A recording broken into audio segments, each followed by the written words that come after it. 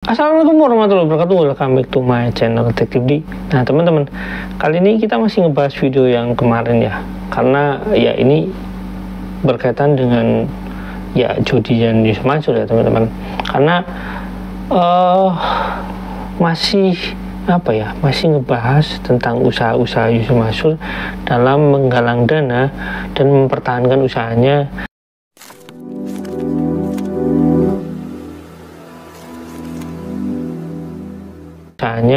sampai nanti kita ngebahas lagi patungan usaha ya, karena saya juga akan investigasi nantinya ya, bukan sekarang. Nah teman-teman, video ini video lanjutan yang seperti kemarin. Nah cuma jadi ini kan ditanya lagi tentang ya ibaratnya kiat-kiat biar usahanya tetap sukses ya teman-teman. Nah teman-teman, sebelum saya mengaitkan sebuah video yang berkaitan dengan pernyataan Jody ini, ya kita lihat dulu teman-teman. Yuk, check it out. Ini dari Fadil Rahman, silakan Mas Jody, kunci kesuksesannya warung stick. Ya, makasih Fatur Rahman. Kunci suksesnya warung stick banyak ya kalau dijelasin satu-satu apa ya. Diantaranya alhamdulillah saya tuh sama istri, karena memang kan saya bangun warung stick and stick itu berdua sama istri ya. Saya selalu bersyukur. Jadi berapapun yang kita dapetin di awal-awal, teman-teman ketika mulai bangun usaha itu pasti berat tuh, apalagi belum punya brand, itu pasti berat. Termasuk juga warung stick and stick di awal-awal dulu, omsetnya itu ya, kalau teman-teman ngikutin IG saya, itu saya pernah ngupload omset di awal-awal IG dulu, itu omset selama berapa bulan ya saya pernah upload, itu omsetnya 20.000, 10.000, bahkan pernah saya coret, itu memang nggak dapat uang omset sama sekali gitu loh.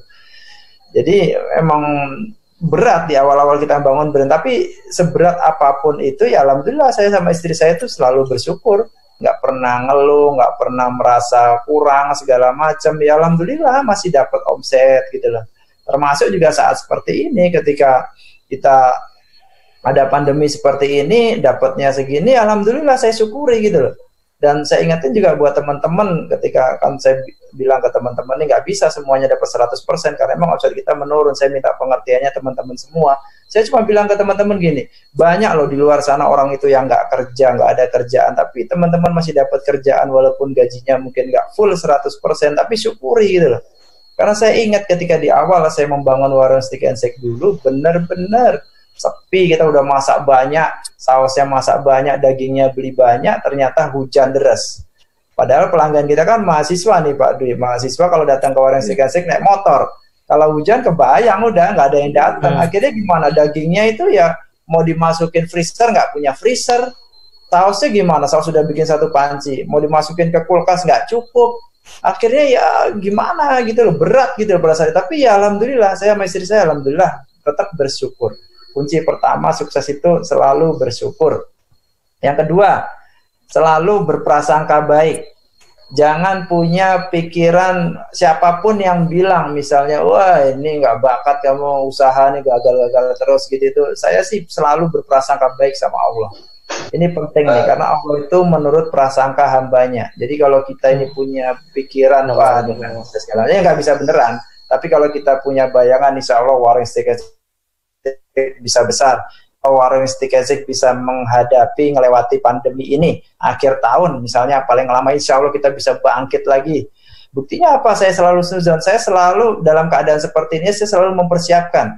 Jadi di usaha-usaha saya kan bukan cuma warung stick and shake, ada bebek goreng Haji Slamet, ada fitness center. Nah ini yang paling berdampak itu fitness center. Warung stick and shake kondisi kayak gini masih bisa buka walaupun dapat omset 20%, 25% dari biasanya, tapi masih bisa buka.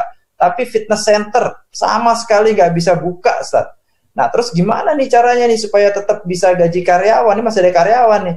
Ya udah saya bilang, ayo bikin makanan healthy. Makanya kemudian kita bikin W Healthy Food 2020 six pack. Nah, ini makanan frozen tapi healthy food.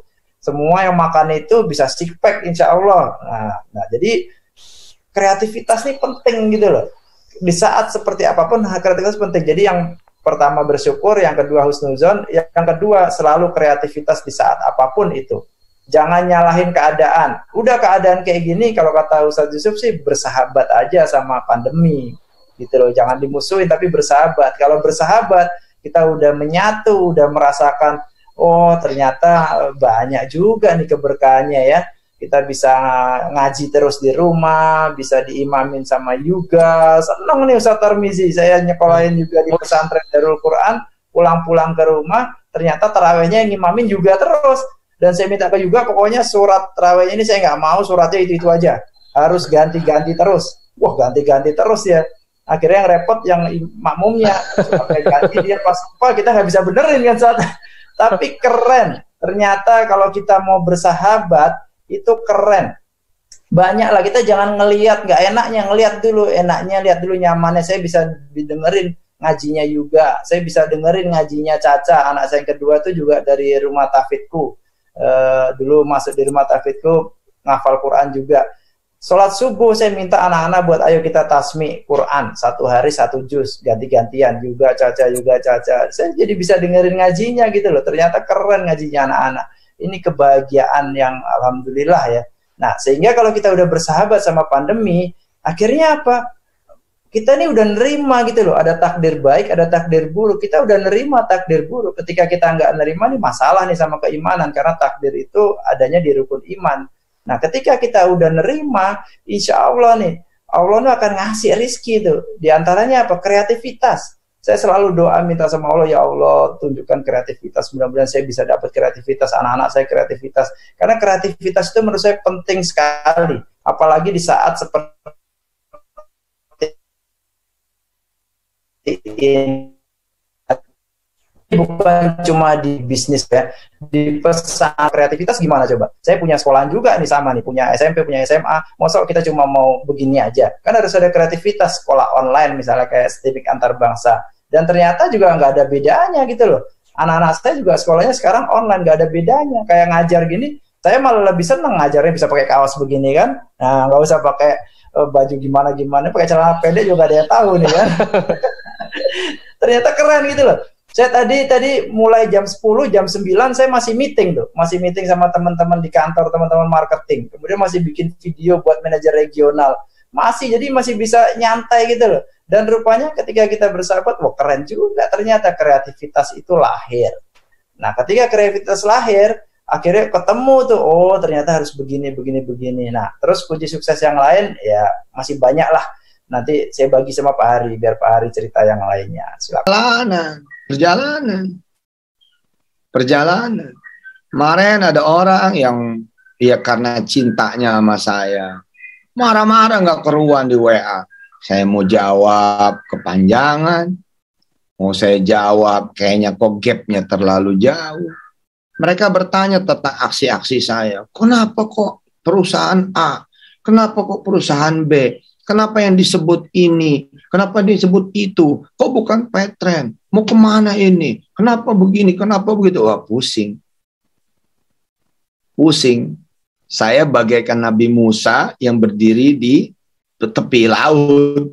Yang saya lihat tanah harapan.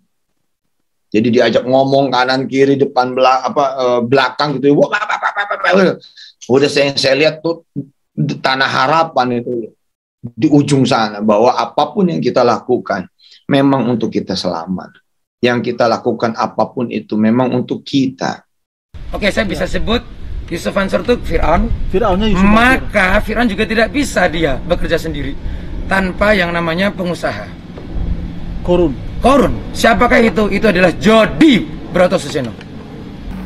Oke, itu teman-teman videonya. Nah, teman-teman, ini terkait dengan kunci suksesnya ya teman-teman. Nah, video barusan itu kan seperti menjelaskan sesuatu yang kontradiksi. Artinya gini, di penjelasan tersebut ya, dimana Yusuf Mansur mengatakan dia ini di video yang Peter ini kan dia sedang mengalami kesulitan uang ya, pokoknya Petren itu sedang susah gitulah intinya lah. Dan Jody pun sedang susah di saat itu ya teman-teman.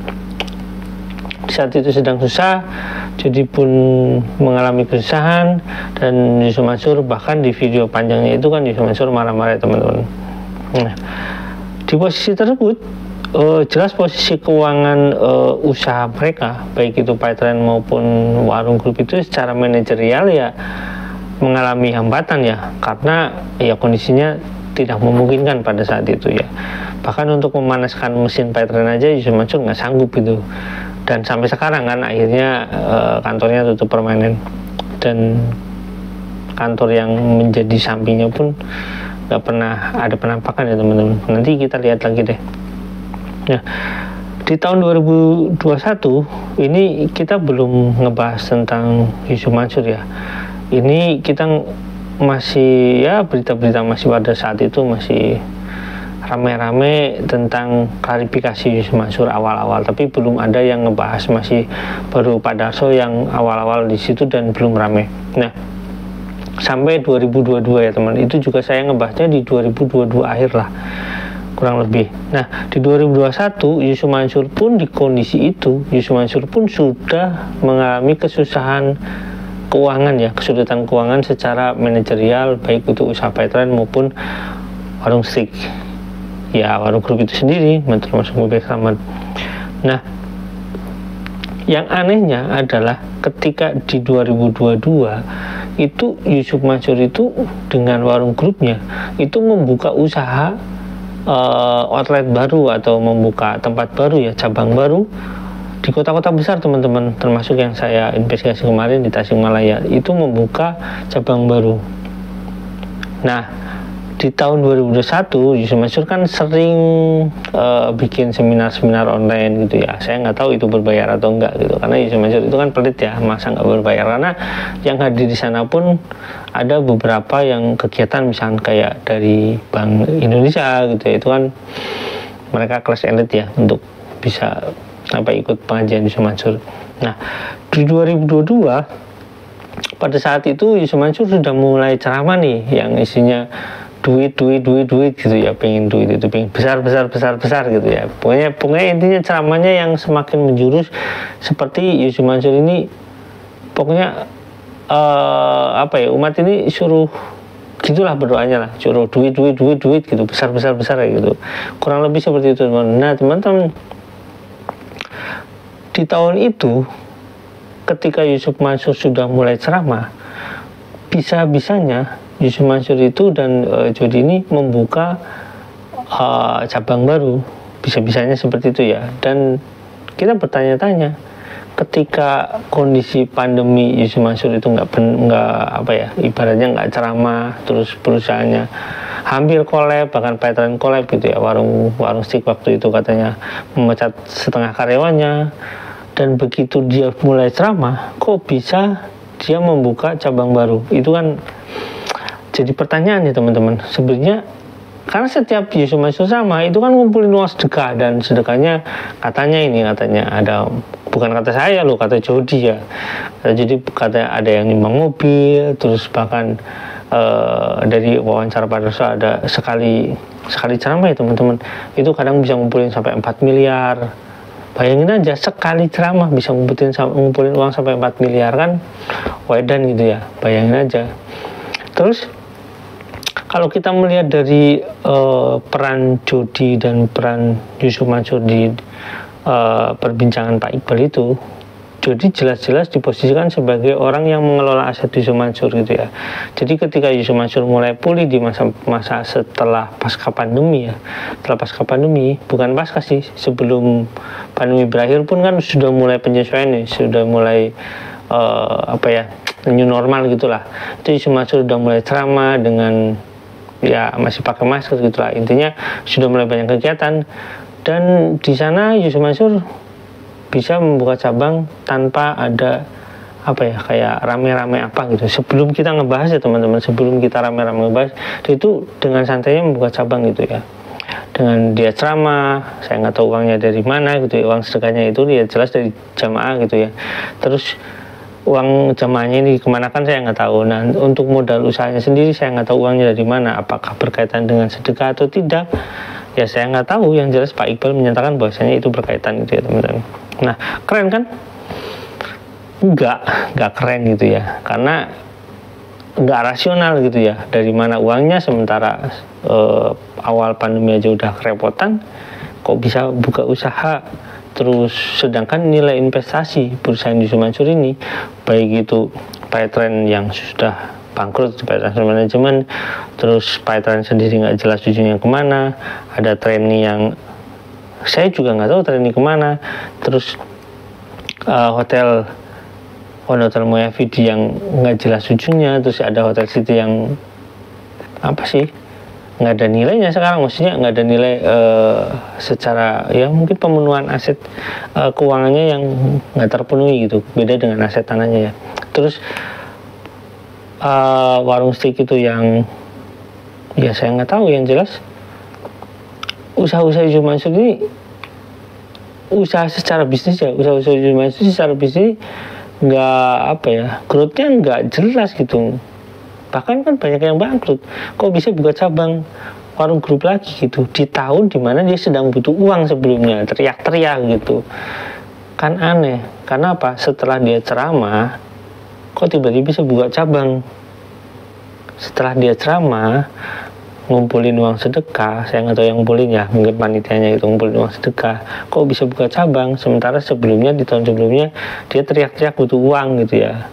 Apakah itu yang dimaksud dengan ngamen, ngasong, biar dapat uang? Ya saya nggak tahu teman-teman.